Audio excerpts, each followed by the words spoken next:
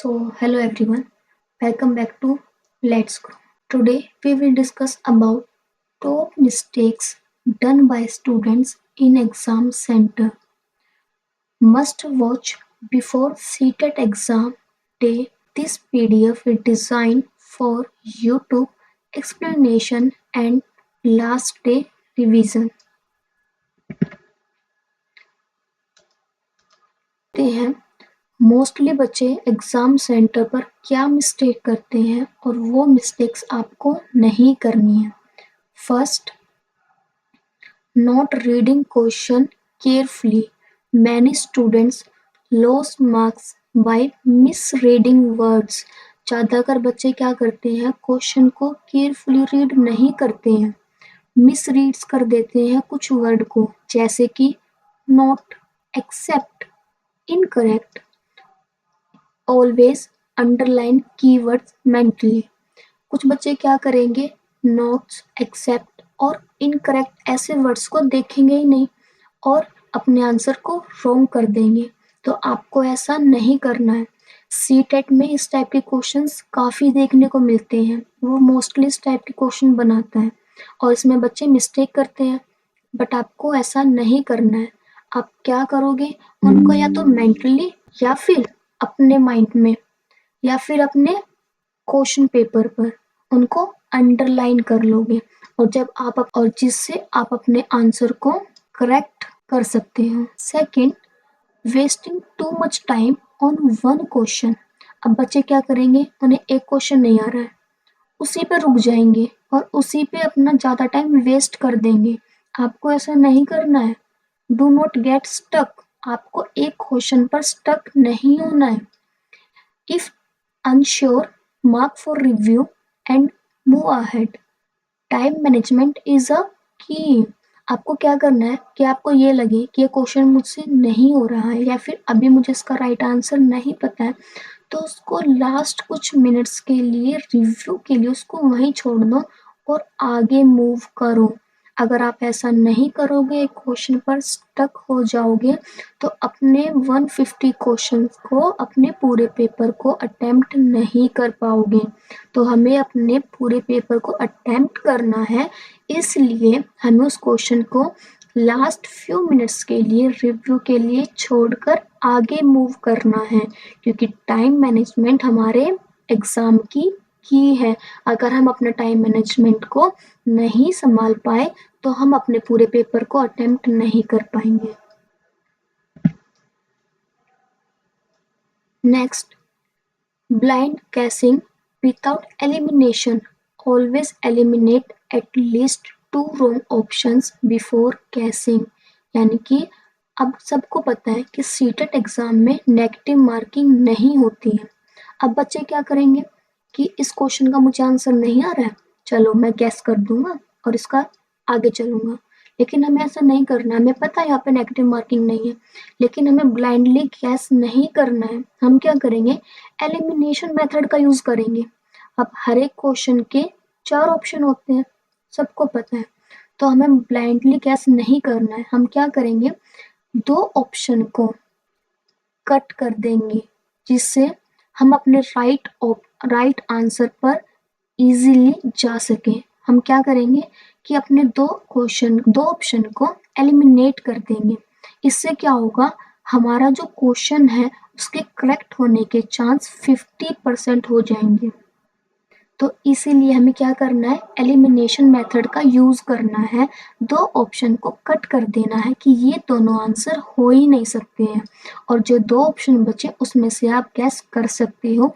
इससे हमारे 50% चांस हो जाएंगे हमारे आंसर को करेक्ट होने के। Next, changing correct answer at last minute. हमें ऐसा नहीं करना है। जैसे कि आपने सोचा कि ये क्वेश्चन का मुझे ये भी आंसर लग रहा है और ये भी आंसर लग रहा है, और फिर आपने सोचा कि इसको रिव्यू के लिए रख देता हूँ, मैं लास्ट में देखूंगा, और लास्ट में जब आप आए तो आपने सोचा कि ये नहीं है, ये डी होगा इसका आंसर। तो हमें ऐसा नहीं करना है। हमें लास्ट मोमेंट पर अपने आंसर को चेंज नहीं करना है जब तक हम फुली श्योर ना हों। अगर हम फुली श्योर नहीं हैं तो हमें लास्ट मोमेंट पर अपने आंसर को चेंज नहीं करना है। ऐसे बच्चे बहुत सारे मिस्टेक करते हैं अपने एग्ज़ाम में और जिनसे उनका सीटेट क्लियर नहीं हो पाता है। हमें पैनिक नहीं होना है, बहुत कामली अपने पेपर को, बहुत वाइज़ली अपने पेपर को अटेम्प्ट करना है और उसको क्लियर भी करना है। Next, ignoring instructions on question paper. Student often ignore number of questions, marking schemes और section rule. हमें अपने क्वेश्चन पेपर की जो इंस्ट्रक्शंस हैं उन्हें बहुत ही केयरफुली रीड करना है। हमें देखनी है कि हमारे सेक्शन में इतने क्वेश्चन हैं, ये मार्किंग स्कीम है और इस सेक्शन के लिए ये रूल है। इस अकॉर्डिंग हमें अपने पेपर को अटेम्प्ट करना है। जैसे कि एक पैसेज का कोई क्वेश्चन है, उसके 6 क्वेश्चन है। अब बच्चे पुअर ओएमआर फिलिंग स्ट्रेटेजी। अब बच्चे क्या करते हैं, वो ओएमआर शीट को बहुत ही लाइटली लेते हैं कि वो एक स्ट्रेटेजी से उसको फिल नहीं करते। जैसे कि do not fill OMR at last moment, fill side by side और इन प्रॉपर स्लोट्स। आपको अपनी ओएमआर शीट को कैसे फिल करना है उसको समझ लेते हैं। बच्चे क्या करते हैं, पहले अपने पेपर को अटेम्प्ट कर लेंगे, उनके टिक कर लेंगे कि इसका आंसर ये, इसका आंसर ये। और जब ये लगेगा कि लास्ट की 10 मिनट्स बची हैं, फिर अपनी पूरी ओएमआर शीट को फिल करने लग जाएंगे। ऐसा नहीं करना है, इससे क्या होगा, कंफ्यूजन क्रिएट होगी क्योंकि जो ये सर्कल है ना अच्छे से विजिबल भी नहीं होंगे और किसी और क्वेश्चन का आंसर किसी और क्वेश्चन के आंसर में फिल हो जाएगा और उसको हम दोबारा करेक्ट भी नहीं कर सकते। तो ऐसा हमें नहीं करना है। इससे बचने के लिए हम क्या करेंगे, या तो आप साइड बाय साइड उसको फिल करते हुए चलो कि फर्स्ट क्वेश्चन का ये आंसर है, सेकंड का ये आंसर है, थर्ड का ये आंसर है। और अगर आपको ऐसा भी नहीं करना है तो आप क्या कर सकते हो, सेक्शन वाइज उसको सॉल्व कर सकते हो। जैसे कि सबसे पहले होती है सीडीपी जो कि 30 मार्क्स की होती है, तो उसके 30 क्वेश्चंस होंगे। तो आप सीडीपी को पहले उसको सॉल्व कर लो और फिर ओएमआर शीट में अपने फर्स्ट 30 क्वेश्चंस को फिल कर लो। जिससे क्या होगा, जो आपकी ओएमआर को फिल करने की जो मिस्टेक्स हैं वो कम होंगी और आपकी जो एक्यूरेसी है वो इंक्रीज हो जाएगी। तो आप क्या कर सकते हो, साइड बाय साइड फिल कर सकते हो या फिर सेक्शन वाइज उसको फिल कर सकते हो। पूरी ओएमआर शीट को एक साथ नहीं फिल करना है और लास्ट मोमेंट पर भी उसको कंप्लीट फिल नहीं करना है। Next, panic due to tough questions. Seated paper is moderate, tough questions are tough for everyone. अब बच्चे क्या करेंगे कि स्टार्टिंग के क्वेश्चंस देख लिए, ये भी टफ है, ये भी टफ है, ये भी टफ है। वो क्या सोचेंगे, वो पैनिक हो जाएंगे कि हमें तो पेपर आता नहीं है, हमने तो स्टडी अच्छे से की नहीं थी या फिर ये वो। हमें ऐसा नेगेटिव नहीं सोचना है। अपनी प्रिपरेशन पर क्या करना है, विश्वास रखना कि हाँ जो मैंने पढ़ा था मोर देन इनफ है, मैं पेपर को क्लियर कर सकता हूँ। पैनिक नहीं होना है। अगर कोई क्वेश्चन टफ है भी तो वो सबके लिए टफ है, सिर्फ आपके लिए टफ थोड़ी ना है। तो आपको पैनिक नहीं करना है। और जो सीटेट का जो पेपर है वो मॉडरेट होता है, टफ पेपर सीटेट का नहीं होता है, वो सिर्फ मॉडरेट होगा। या फिर आपको डराने के लिए सीटेट कुछ क्वेश्चन स्टार्टिंग के टफ डाल सकता है, बट हमें पैनिक नहीं होना है। Okay, next, managing section properly. Start with your strong section two build confidence. अब इससे लास्ट वीडियो में मैंने आपको बताया था कि आपको डेली का एक मॉक लगाना है।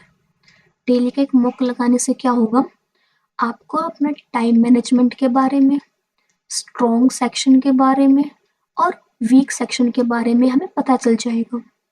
इसीलिए मैंने आपको डेली का एक मॉक लगाने के लिए कहा था। अब क्या होगा, अब आपने मॉक लगाया, अब इससे क्या होगा,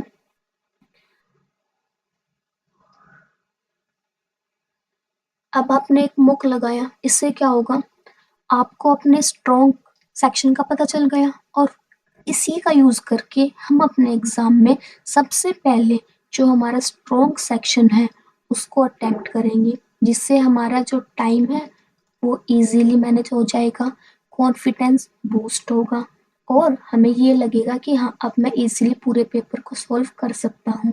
तो सबसे पहले आपको क्या करना होगा, अपना अटेम्प्ट करना है।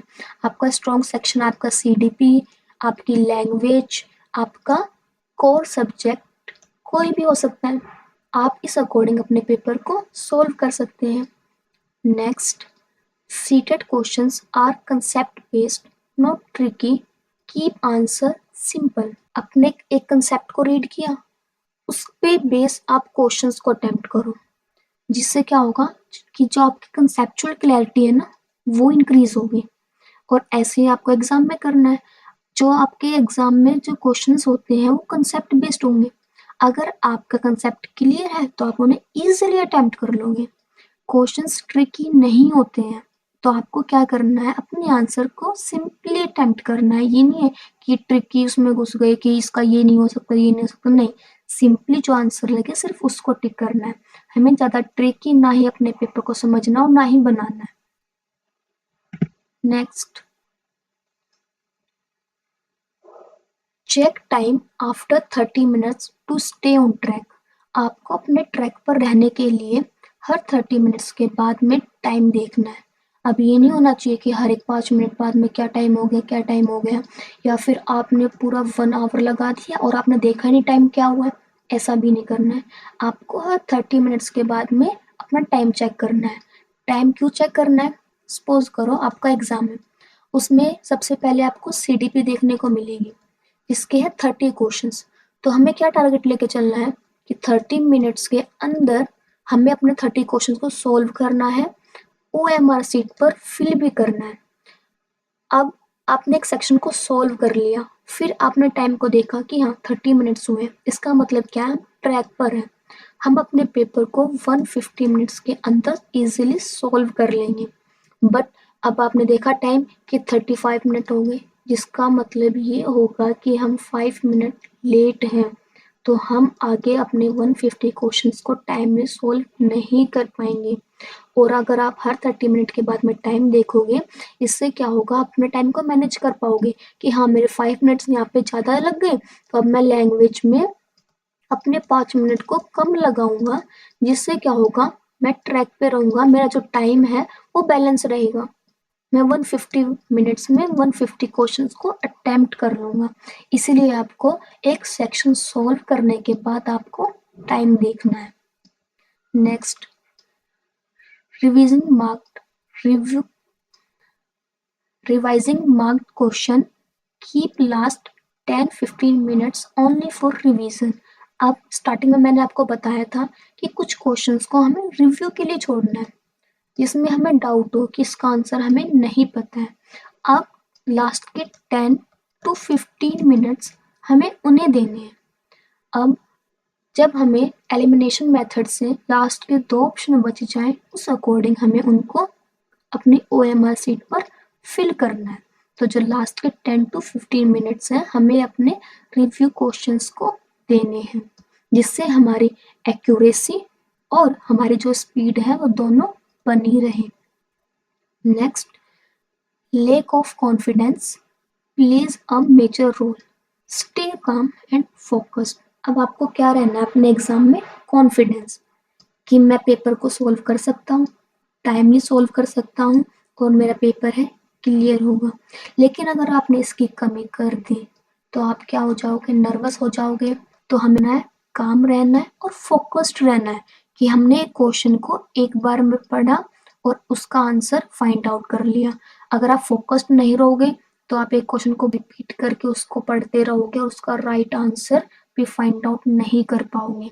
इसीलिए हमें काम रहना है, पैनिक बिल्कुल भी नहीं होना है और फोकस्ड रहना है।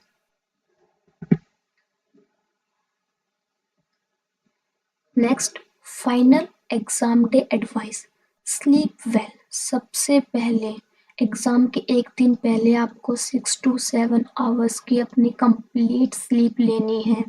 लास्ट वीडियो में भी मैंने आपको बताया था कि आपको आपको एग्जाम से एक दिन पहले अपने फुल सिलेबस को रिवाइज नहीं करना है।